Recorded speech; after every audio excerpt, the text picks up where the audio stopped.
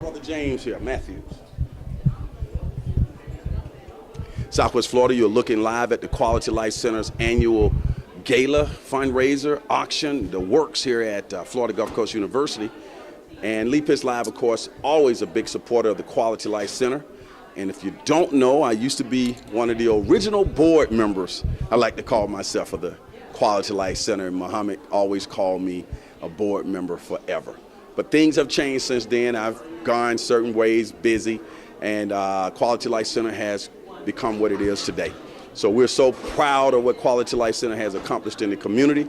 And way back in the day, back in the early 90s, before Quality Life Center was as fancy as it is now, James Mathews was over there volunteering. I know because I was volunteering. We go back to the day one. Stars Complex to work. Chief, come on, stop by, Chief, come on. All right, so I'll come get you, Chief. So James, let's talk about the early days, man. Sure. I'm always sitting here talking to new people. I finally got somebody who remember the early days. Let's talk about the early 90s when Quality Life Center was in the early stages. How did you first get involved? Well, actually, I first got involved because Mr. Muhammad and my wife and a couple other folks, Mr. the Atmores, they used to work together up under the original STARS program. And I was volunteering with my wife with using that. Then after the STARS program discontinued, Mr. Muhammad and a few other people got together and started Quality Life Center.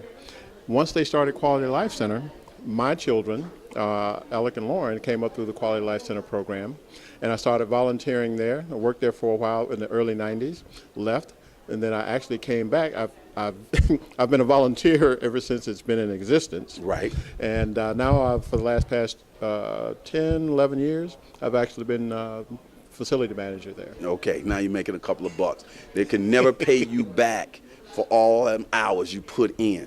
Now, were you with us in those days, the early days when we first went into that building that they're in now, when it was a nightclub, and we used to be in there shoveling and cleaning it out when it was a old nightclub that had turned in, that was deeded over to Quality Life Center to run it? Remember those days? Were you with us the Saturday mornings when we used to go in there and clean up?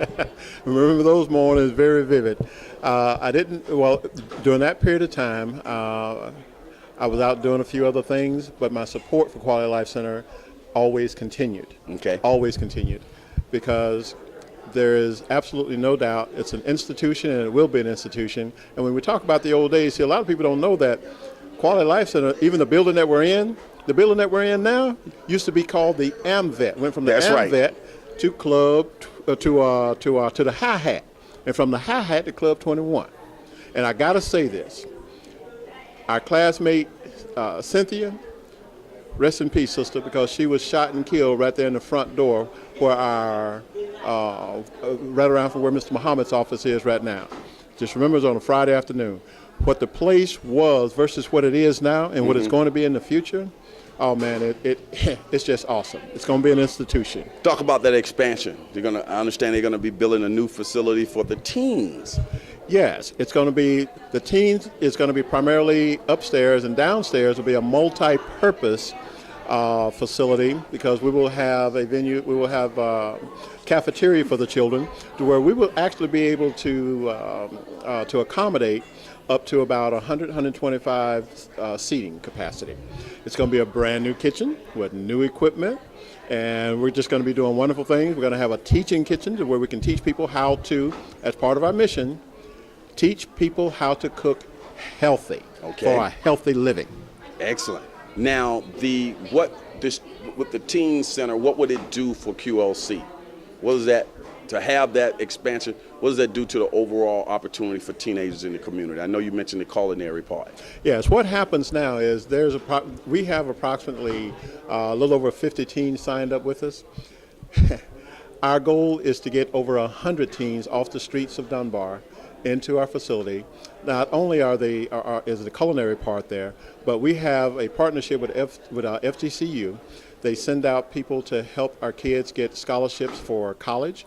They work with them on different projects to make for sure that they have the opportunity to go to college. They're involved in all sorts of things throughout the county. They're involved in a lot of a lot of volunteer programs. I mean, just awesome. We teach. The whole idea behind Quality Life Center is to demystify the world to our teens, and that's what we see.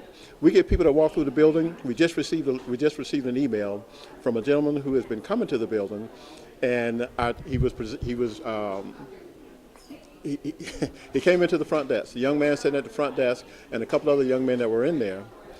He was treated with such courtesy that he hadn't seen from youngsters in quite a while. He sent us an email, and I tell you, it was beautiful, because what it shows is what we're doing with the teens. We're making for sure that our children, we are like a stepladder.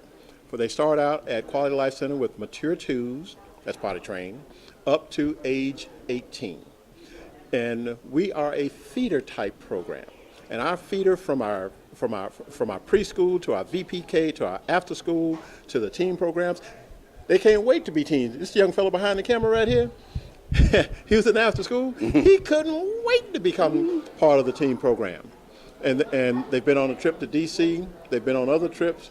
I mean, our teens are just fantastic. They're doing all sort of things. Well, I want to personally thank you for all the work that you do at Quality Life Center. Thank you. I have yet to come to Quality Life Center and didn't see you moving around quietly, making sure everything is on point. Me and you've been friends for a long time, at least 30 years, man. Yes, so sir. People need to know that, and they need to know that James Mathews is one of the pillars in the community and certainly a pillar at the Quality Life Center. Keep up the good work, my friend. Thank you, sir. Let's bump. Bump. We'll have our cameraman pan over there and take a look at some of the food. As he pans, you see that people are starting to file in. We'll go inside and get a little bit of footage. And the food is looking great. Chef Michelle has prepared me a meal. And hopefully we'll get the great Chef Michelle over here for an interview as well. So for everybody out there who's watching the Quality Life Center's annual gala, it's happening right here on Lee Pitts Live. We'll be right back.